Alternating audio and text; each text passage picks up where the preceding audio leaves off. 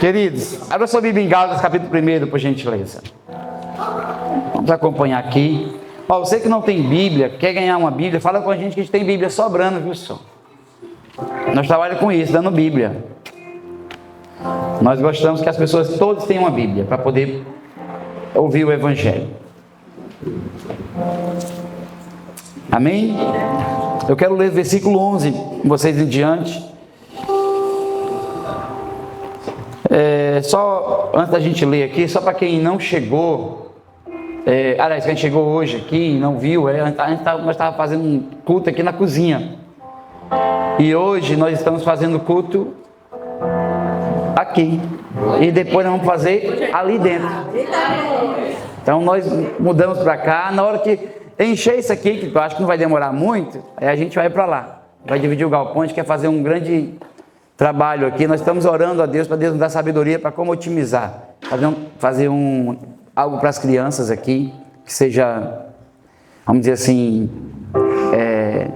grande, importante, bonito, para que elas possam se sentir bem. E há uns dias atrás, há um mês mais ou menos, eu ouvi um clamor de um pai aqui, que tem um filho com autismo, né? E aspecto autista, e ele disse que não vai para a igreja porque não tem um lugar apropriado para o filho dele, porque às vezes tem muito barulho e tal. Nós queremos ter uma sala aqui, a sala, né, com acústica melhor. A gente quer salas realmente preparadas para receber todo tipo de idade, todas as idades das crianças. E também nós temos aqui um projeto de uma base missionária que a gente já está funcionando, na verdade. Isso aqui faz parte de uma base missionária também. E nós temos que ser um centro de treinamento aqui na Europa. Então, para isso, nós temos uma palavra, nós queremos que isso aqui melhore ainda mais, cada vez mais. Então, o que vocês estão vendo, né, algo, vamos dizer, não é embrionário porque já está dando vida aí, já está crescendo. Mas é um grande projeto, que apenas começamos, tá bom? E você está fazendo parte, estando aqui hoje. Amém? Sejam bem-vindos. Vamos lá. Gálatas capítulo 1. Diz assim, ó: irmãos, quero que saiba que o evangelho por mim anunciado não é de origem humana. Não recebi de pessoa alguma, nem me foi ele ensinado. Ao contrário, eu recebi de Jesus Cristo por revelação. Vocês ouviram o que foi do meu procedimento no judaísmo, como perseguia com violência a igreja de Deus, procurando destruí-la. No judaísmo, eu superava a maioria dos judeus da minha idade e era extremamente zeloso das tradições dos meus antepassados. Mas Deus me separou desde o ventre materno e me chamou por sua graça. Quando lhe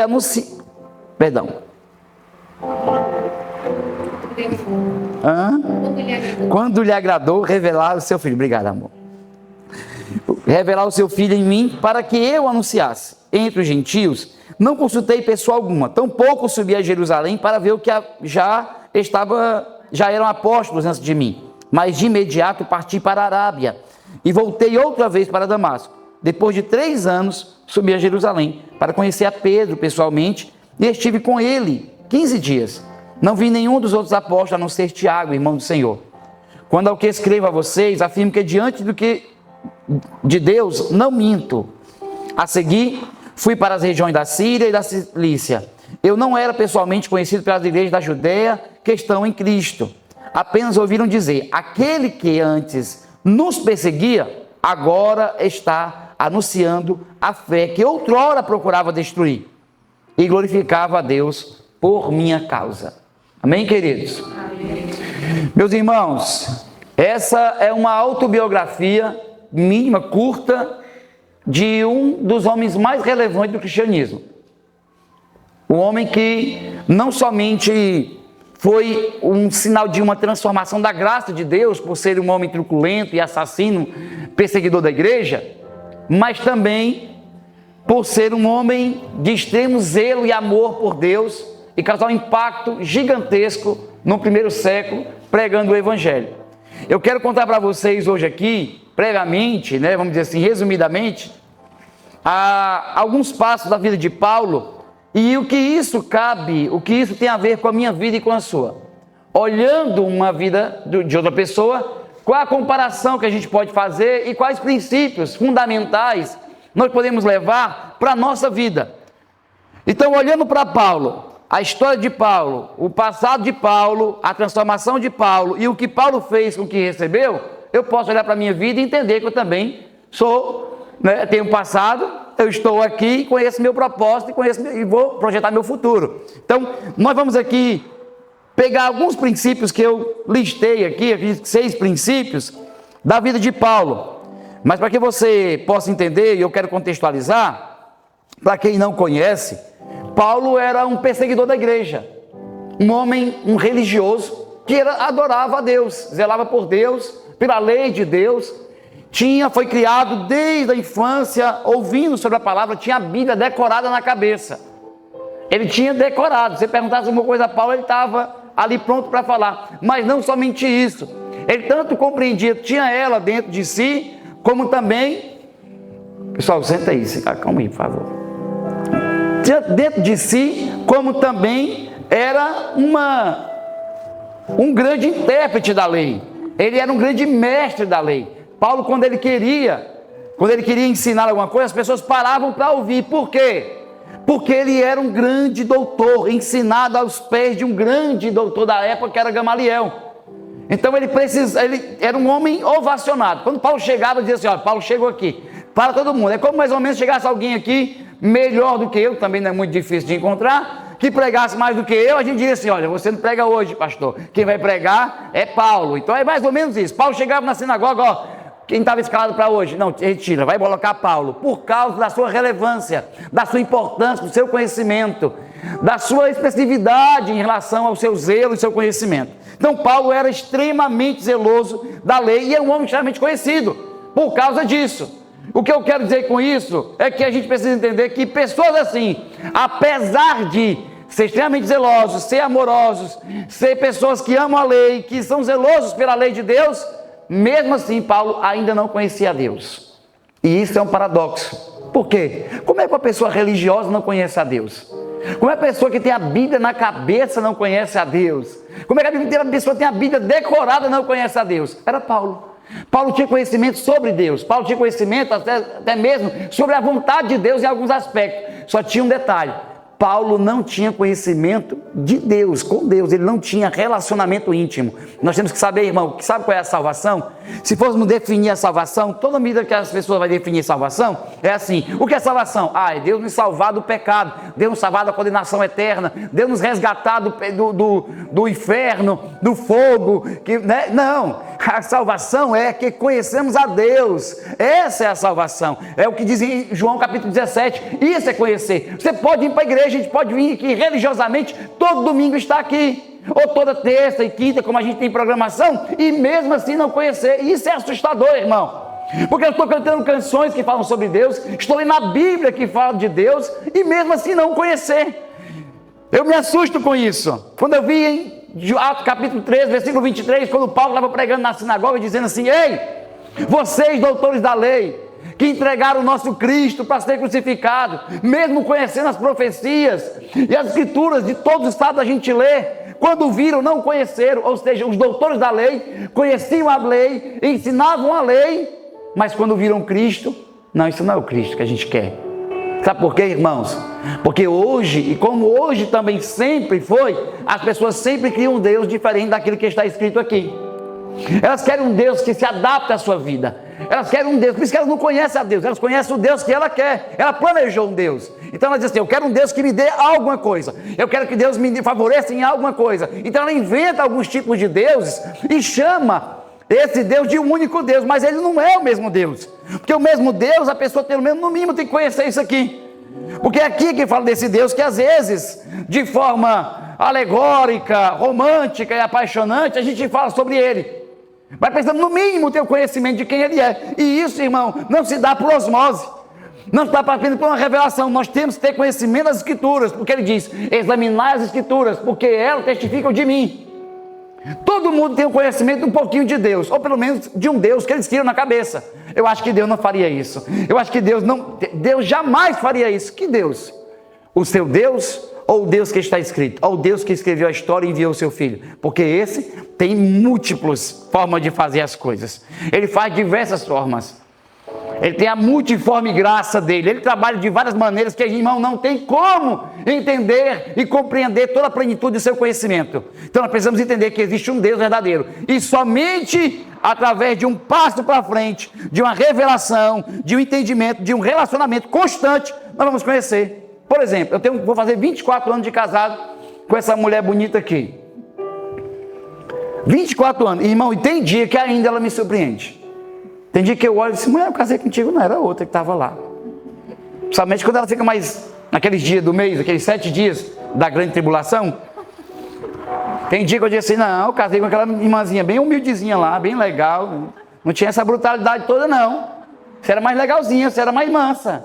Não era isso, não. A gente vai conhecendo a pessoa. Por isso que Osés diz assim, ó, prossiga em conhecer ao Senhor. Você não pode dizer, eu já tenho 10 anos que eu estou na igreja, eu nasci na fé. Isso não quer dizer nada. Desculpa, talvez você esteja muito íntimo da religião. Você tem a carteirinha da religião, mas não quer dizer que você é íntimo de Deus. Existem pessoas que expulsaram o demônio, irmão. Sentaram na mesa com Jesus para comer com ele, e ele serviu na boquinha. Olha, ele molhava um bocado assim, ó, e dava na boquinha. Foi Judas, expulsou o demônio. Quando muita gente foi embora, Judas ficou. Teve hora que começou a se dispersar. Ele quer ir vocês também? Judas, não, eu vou ficar aqui. E mesmo assim, não conhecia, porque Judas colocou dentro dele um tipo de Jesus, um tipo de rei, um tipo de conquistador, de revolucionário, que não era o Cristo, não era desse terreno. Então, acho que Judas conjecturou e projetou um Jesus que não era o Jesus. O Jesus que Judas projetou não é o Cristo. E às vezes nós projetamos um Deus, irmãos, que não é o verdadeiro. Sabe qual é o Deus? É o nosso próprio ego, nosso próprio coração. E nós queremos que Ele se adapte a isso. Ele não quer que a gente mude a nossa vida. Eu quero dar aqui alguns passos justamente nessa linha para que a gente possa entender. O que o Paulo zelava, o que o Paulo queria, não era o Deus. O que o Paulo queria era a lei. Ele amava a lei de Deus, mas não a Deus. Ele começou a amar a Deus no dia que ele o conheceu. Porque não tem como você amar a pessoa apenas lendo uma história sobre ela, irmão. Só que você ama uma pessoa quando você conhece. Eu posso pegar, eu gosto de biografias, a gente tem alguns livros que a gente gosta, nos identificamos com alguns livros muito bons, de alguns homens da fé, e até a história de outras pessoas que foram um exemplo para a gente na humanidade. Quando a gente lê, a gente, poxa, admira. Mas amar é uma coisa muito forte.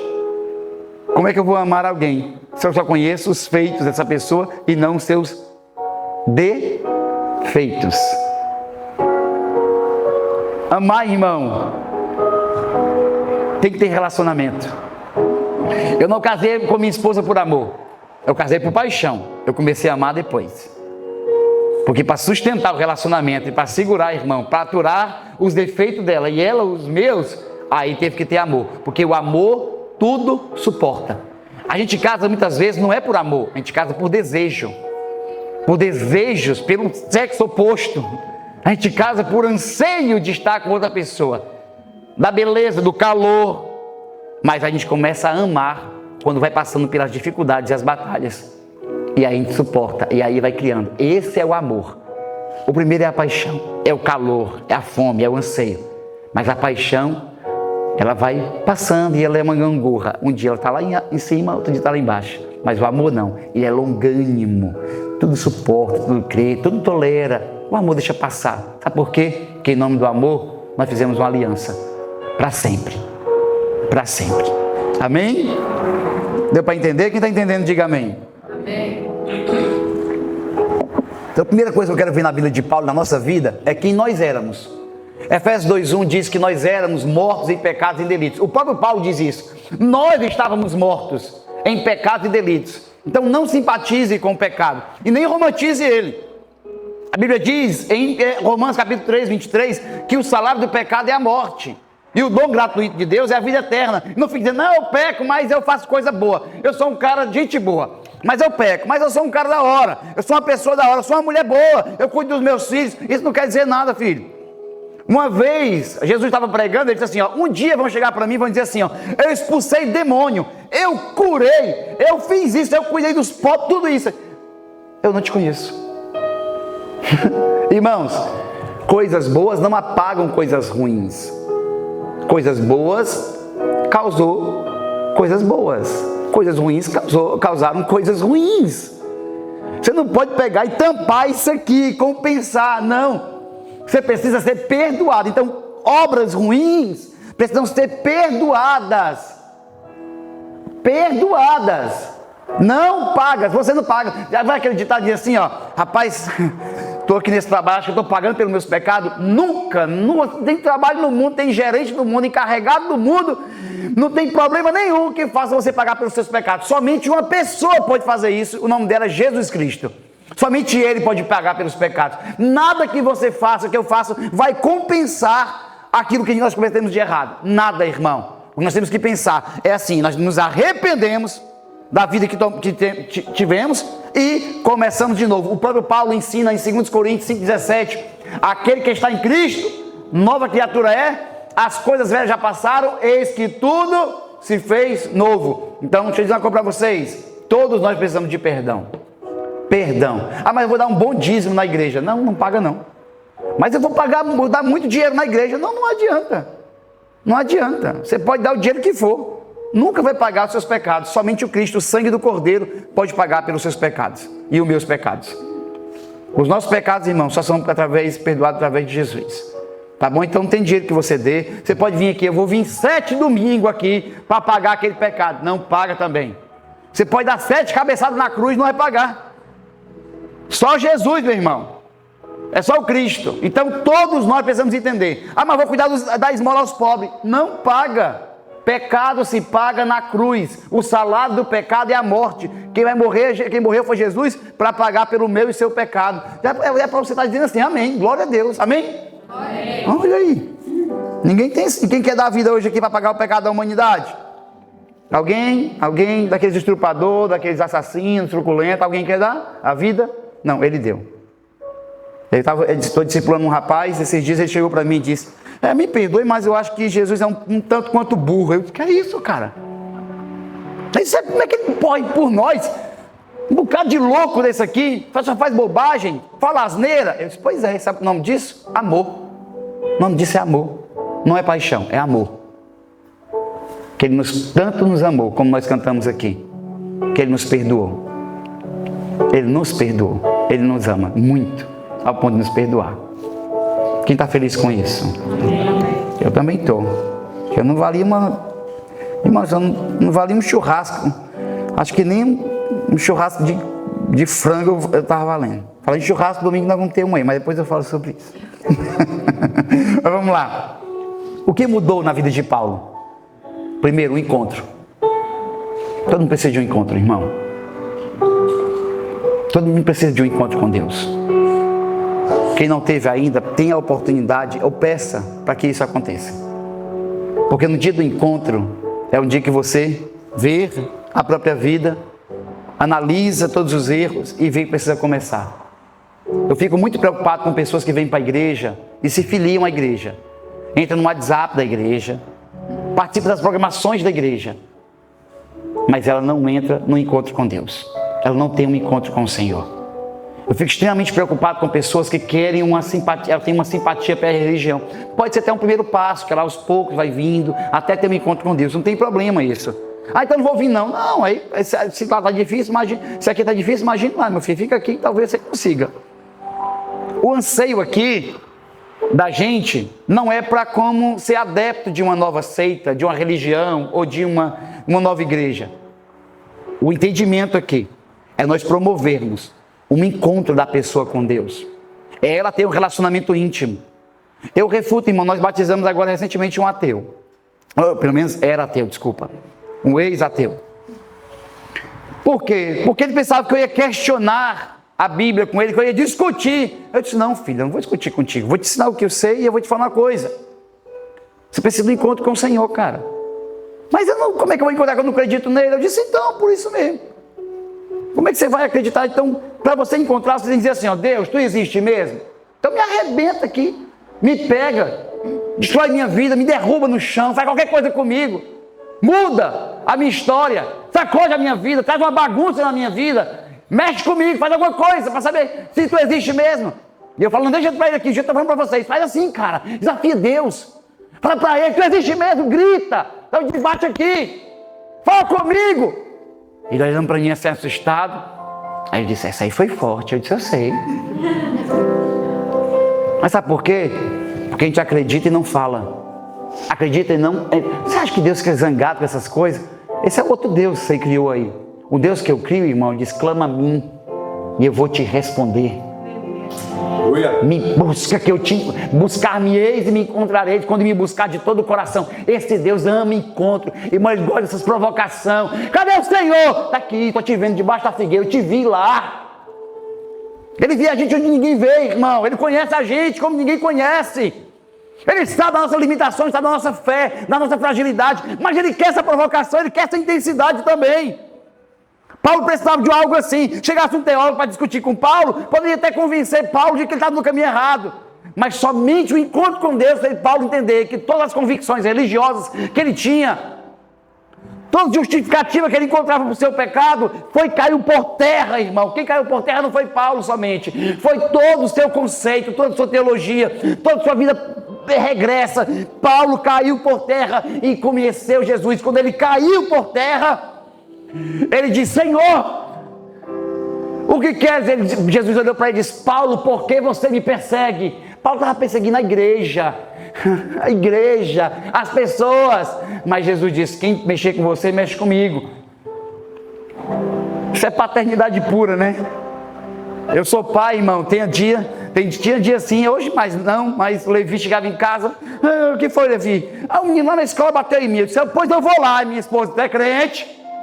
Aí eu disse, esqueci, Levi, não posso, mas vamos resolver isso de outra forma, uma forma mais cristã, Levi, uma forma mais cristã,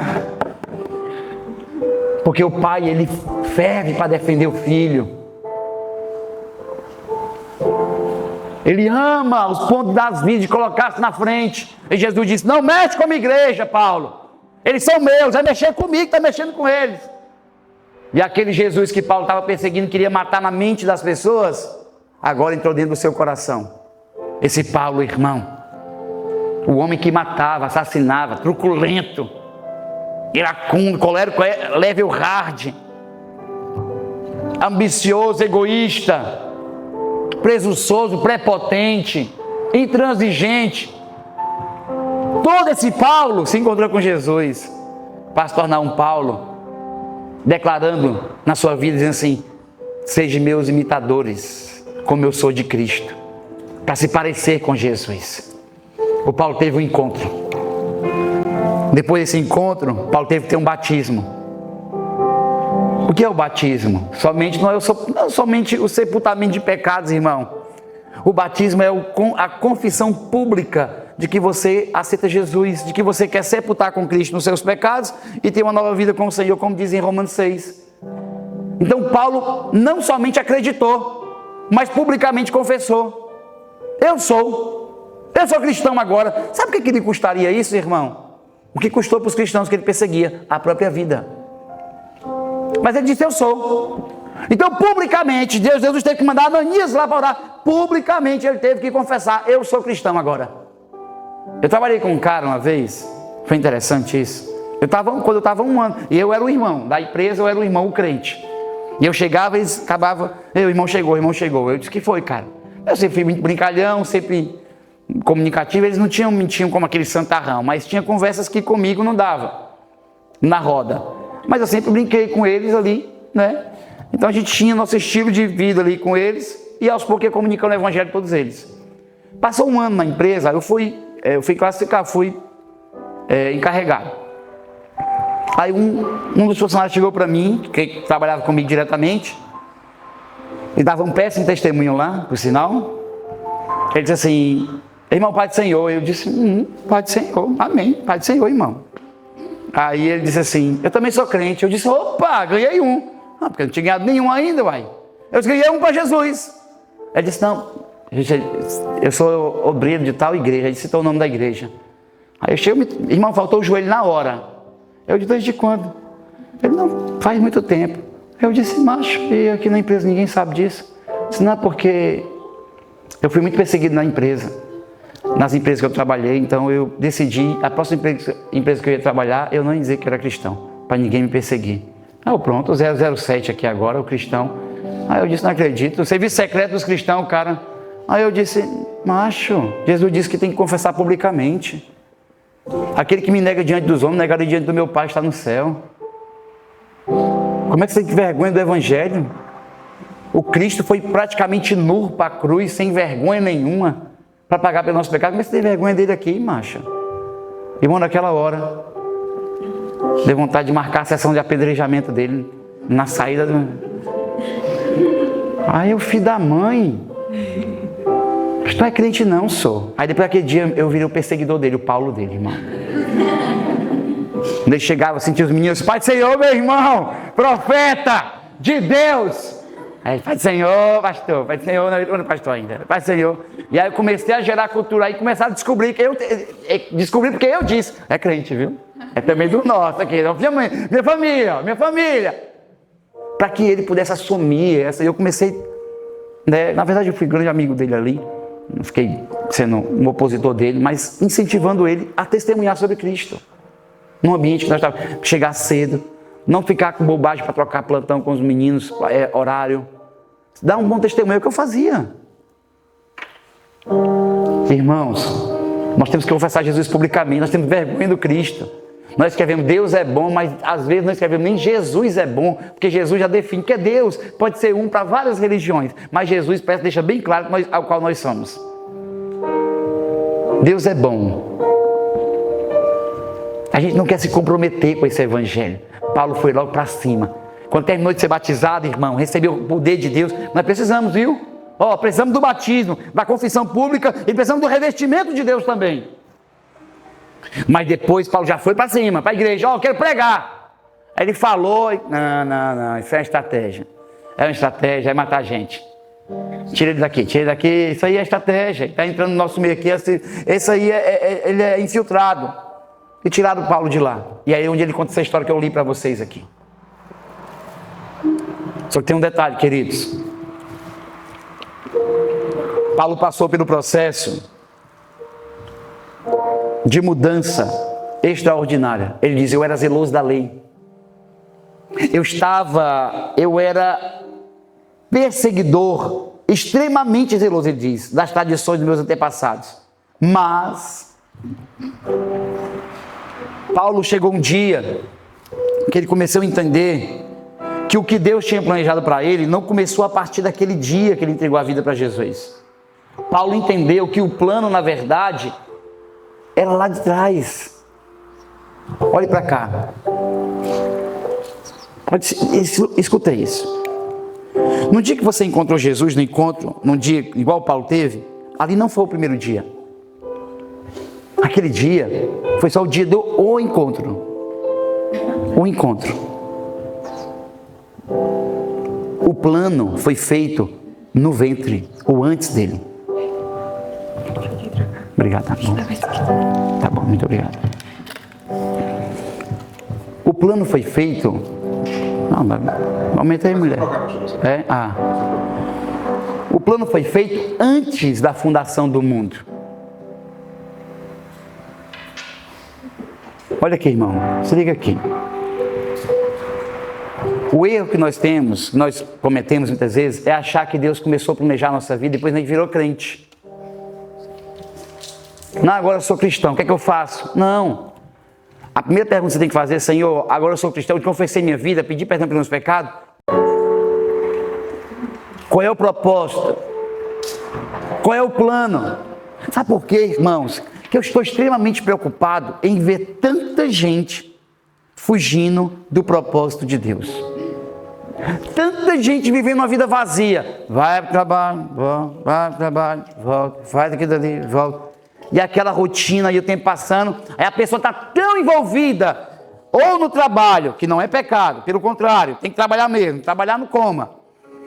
Não quiser trabalhar. Mas tão intertida nisso, que aí quando chega num sábado, um dia que ela para alguma coisa, domingo, ela diz assim, rapaz, a semana foi corrida, passou rápido, não foi? Não passou rápido não, filho. É o mesmo tempo, é o mesmo segundo, é o mesmo cronos que está acontecendo. O que aconteceu foi que você levou uma anestesia de secularismo e aí agora, você acordou agora.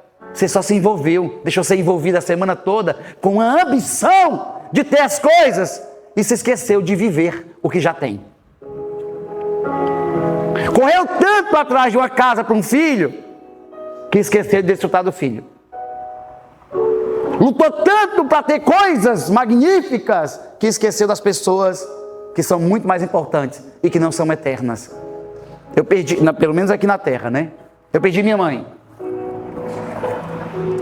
Qual foi o dia? Acho que aquele dia do desespero lá, foi essa semana. Faz 2 anos que eu perdi minha mãe. E eu e minha mãe era assim, né?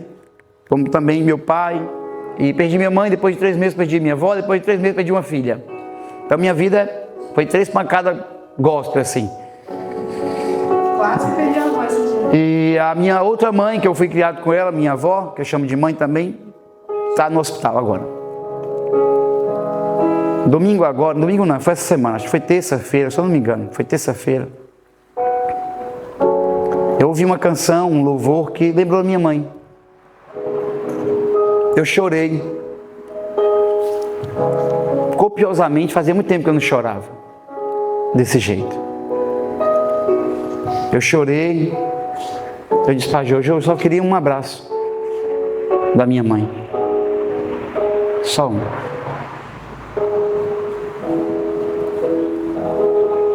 Ela podia ir, definitivamente, mas eu só queria mais um. Hoje, só um. Só ligar para ela, porque a gente vivia muito distante, né? Depois, no tempo da missão, ligar para ela e ver ela ali no FaceTime, ver ela ali na videochamada, né? Brincar com ela, falar alguma coisa. Ela sempre me chamava um menino besta, né? Que eu brincava, zoava demais. Eu ficava imitando ela, as coisas que ela fazia quando eu era criança, né? Porque ela foi criada no Talibã, minha mãe, né? Ela foi treinada pelos xiitas, a mulher era na regra ali comigo. E eu brincava com ela, mas eu lembro daquele tempo que você... Aí comecei a falar as coisas, ela começava a rir, não era assim, tá muito exagerado. Eu disse, não, você é só olhar que eu ficava com medo. E ela... Mas deixa eu falar uma coisa.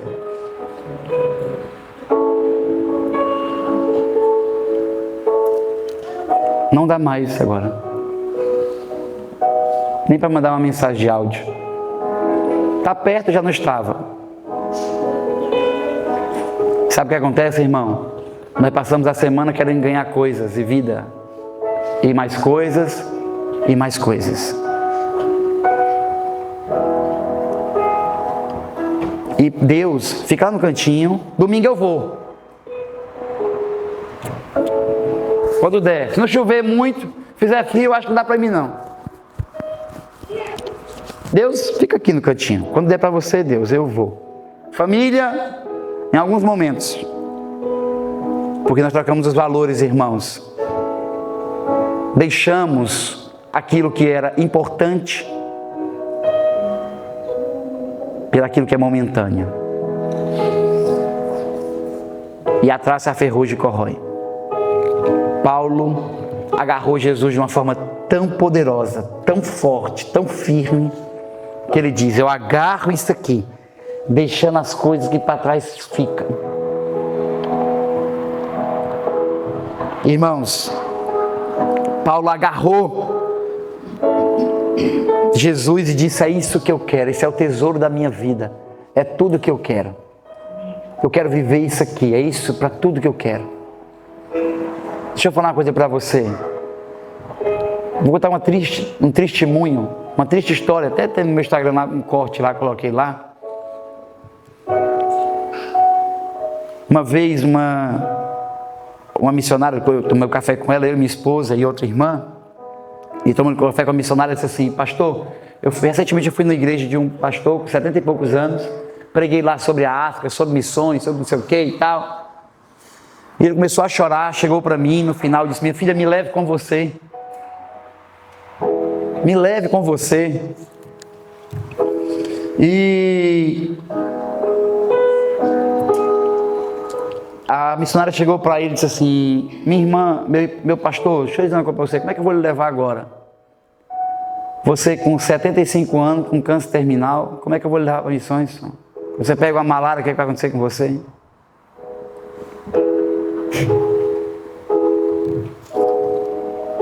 A gente perde tanto tempo, irmão. Ele tinha uma promessa de Deus para viver isso lá atrás, mas escolheu viver a própria vida, ou viver outro jeito da vida, para Deus também, viu? Eu não quero ser uma pessoa frustrada quando acabar. Paulo, sabe como foi que Paulo acabou? Combati o bom combate, acabei a minha carreira e guardei a minha fé. Eu quero ser uma pessoa como Paulo, imitador dele, como ele sugeriu para a gente. Alguém que iria cumprir a carreira. Paulo sabia o propósito que ele tinha vindo, Daniel. Ele conhecia muito bem o propósito. Ele disse: eu nasci para isso daqui. Eu fui chamado para fazer isso, custe o que custar. Sabe quantas vezes eu chorei já, aqui mesmo, essa semana mesmo, e eu disse para Jô, sabe o que é viver para Jesus ter me custado? Tudo. Tudo. Porque desde os 7 anos eu trabalhava. Minha família sempre foi empreendedora, não trabalhava para ninguém. Muito difícil encontrar alguém na minha família, da minha mãe, né, Jô, que não tem um negócio, o próprio negócio. Tem que abrir mão disso tudo. E nós já tivemos vários. Para poder viver isso aqui, está custando muito caro. Custa muito caro, irmão, cumprir o propósito. Agora, sabe qual é o pior disso? Pior, não, duas coisas que é ruim. Um é você não conhecer o propósito que Deus tem para a sua vida. Paulo conhecia. E o segundo é você conhecer e fugir dele.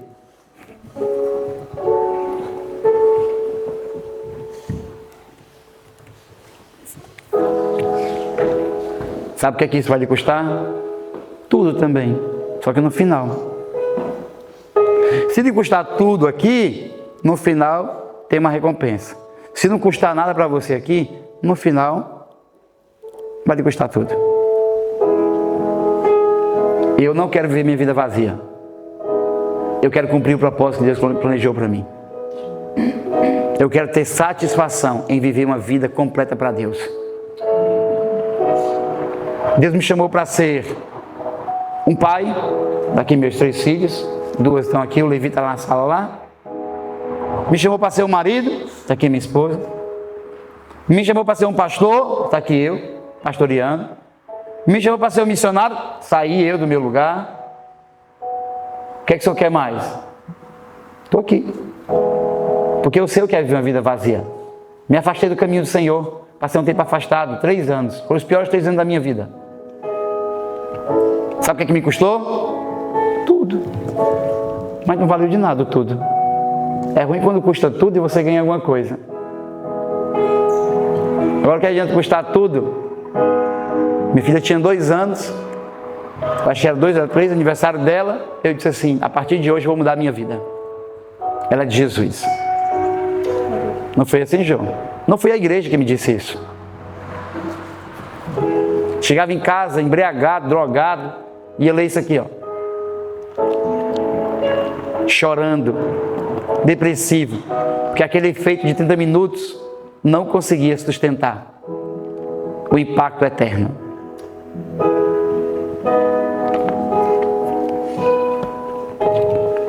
Deixa eu falar uma coisa para vocês.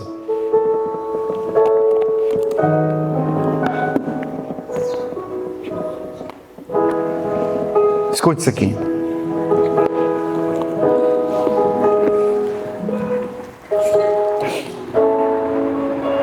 Fazer a vontade de Deus, cumprir a vontade de Deus para a sua vida,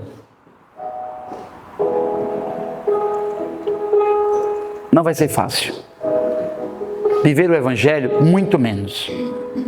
Se você pega igrejas que dizem assim, ó, vem aqui, vem receber sua bênção, vem ver o melhor de Deus na terra. Coloque isso em xeque. Coloque isso em xeque. Eu vou lhe explicar por quê. Porque promover, quem gosta de dar as coisas também é o diabo, sabia disso? Quem sabia disso? O diabo gosta das coisas. O diabo gosta das coisas, pessoal. Quando ele foi tentar Jesus, ele disse assim, ó: Tudo isso te tomarei ou tudo isso te darei? Quando ele queria tentar alguém, você acha que o diabo vai querer tentar alguém tirando? Aquele negócio que o pessoal diz, o diabo é sujo, ele veio matar, roubar e destruir. Se ele disser para você que ali em João 10 não é o diabo, você vai ficar assustado, não vai? Lê o texto para saber quem é. Não vou nem dizer quem é não, leia só o texto. Não é o diabo ali. Ele faz isso, obviamente, porque ele é o destruidor, mas não é, no texto não é ele. Leia o texto 2 vezes, aí você vai saber já quem é. 2 vezes você já descobre. A primeira vez talvez você descubra. Não é o diabo. Sabe o que tem tirado muita gente da presença de Deus? Não é ele tirar as coisas, é ele dar as coisas. Se ele der alguma coisa para alguém, é mais arriscado Jesus perder aquela pessoa do que ele não tendo. Porque quando não tem, vai buscar para ter. Mas o ter é que afasta, muitas vezes. Sabe o que vai tirar eu e você das coisas do propósito de Deus? São as coisas lícitas. Porque as ilícitas nós não queremos, mas aquelas permissivas nós queremos, mas contanto que a gente possa se afastar do caminho do projeto de Deus. Paulo era um homem convicto, irmão. Isso gerava um choque muito grande, até mesmo na igreja, por causa da sua convicção. Quando você encontra pessoas convictas hoje, sabe o que nós chamamos ela? Religiosa, exagerada, fanática. Nós temos vários nomes para isso. Porque o nosso nível de comprometimento com o propósito de Deus é desse tamanho. E é mais confortável nós colocar na balança o do outro, do que o nosso, e rever o nosso. Olha para mim. Se eu dissesse para você que amanhã, às 5 horas da manhã, nós vamos estar aqui doando 10 mil euros para a primeira pessoa que chegar aqui. Seja sincero, irmão. Se por uma consulta acontece isso, imagine por uma quantia dessa. Quem estaria amanhã aqui? Eu já dormiria aqui. É assim ou não é? Não é assim? Agora, se Jesus estivesse dizendo para você, filho, amanhã às 5 horas da manhã eu estarei aqui. Eu quero ter um encontro com você. Será que a nossa motivação seria a mesma? Ele quer ter esse encontro com você e comigo. Sabe o que você está precisando? E eu também estou precisando? Ter convicção do nosso propósito. Primeiro é conhecer a Deus. Essa é a convicção que nós temos que ter, que a salvação é essa. E a outra é conhecer o que Ele tem pra gente. Viver uma vida com propósito, irmão. Viver uma vida valendo a pena. Vai ter uma vida que a gente pode dizer assim, deixou uma marca aqui, neste lugar. Às vezes eu fico pensando, Daniel, o que é que vai ter na minha lápide?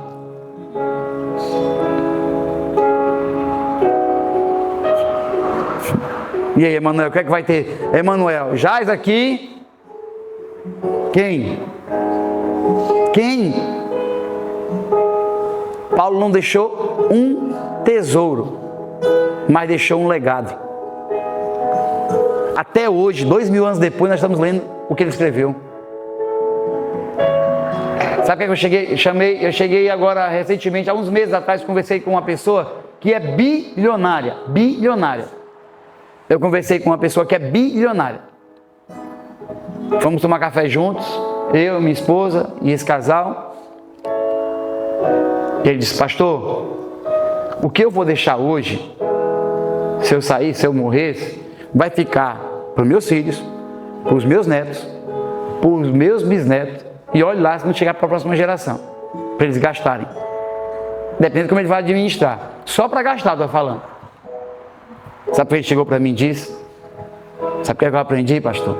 Depois disso tudo, ninguém vai valorizar o que eu deixei, como eu valorizei, como construí.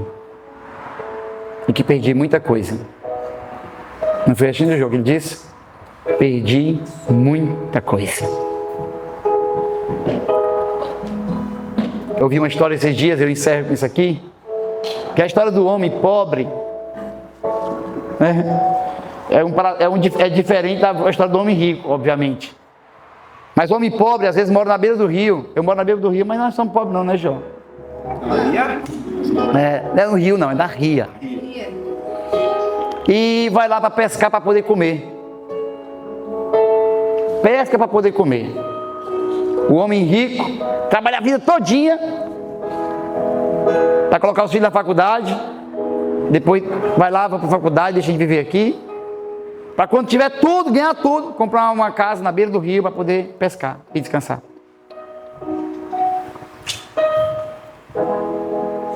Cuidado, irmão. Eu sei que talvez não seja a mensagem de vitória, de bênção, de conquista da semana que você queria ouvir, mas nós temos um comprometimento nessa igreja muito sério com o Evangelho, com a verdade. Nós não vamos animar as pessoas que vão entrar aqui. Nós iremos mostrar propósito, significado, vida que vai significar algo aqui na terra. Eu não acredito que Deus queira que a gente viva na miséria. Não é isso que eu estou falando. Não é uma vida franciscana.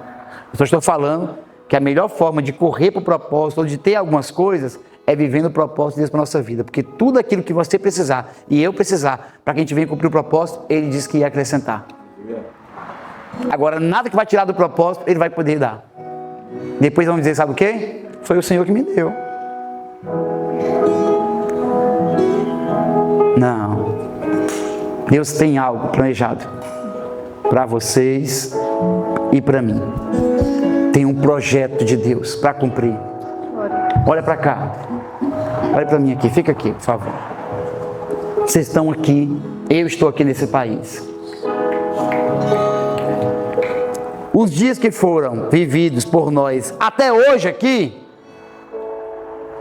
qualquer erro que nós cometemos, tudo bem. É só a gente pedir perdão que Ele perdoa, que Ele é galardoador e perdoador. Depois de uma mensagem como essa, é responsabilidade nossa ouvir algo aqui e dizer e correr: Senhor, eu quero viver a minha vida alinhado com a Tua vontade. Uma vez Jesus disse: se eu não tivesse falado para vocês, vocês não eram culpados. Mas agora, já que vocês ouviram, que aí está me assustando, pastor? Um pouquinho só. Mas você vai ver o melhor tempo da sua vida. Eu vou encerrar com isso. Ontem nós estávamos aqui passando cola aqui. Sabe quantos anos eu comecei a fazer isso aqui? Com 9 anos de idade.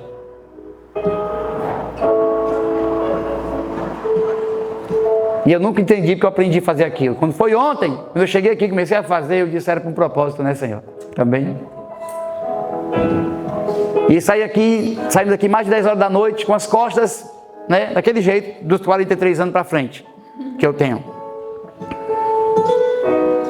Mas a satisfação e a alegria de fazer para Jesus, ninguém, nenhuma dor pode tirar. Quer ver sua vida valer a pena, irmão? Entregue sua vida para o Senhor. Fique de pé, por favor.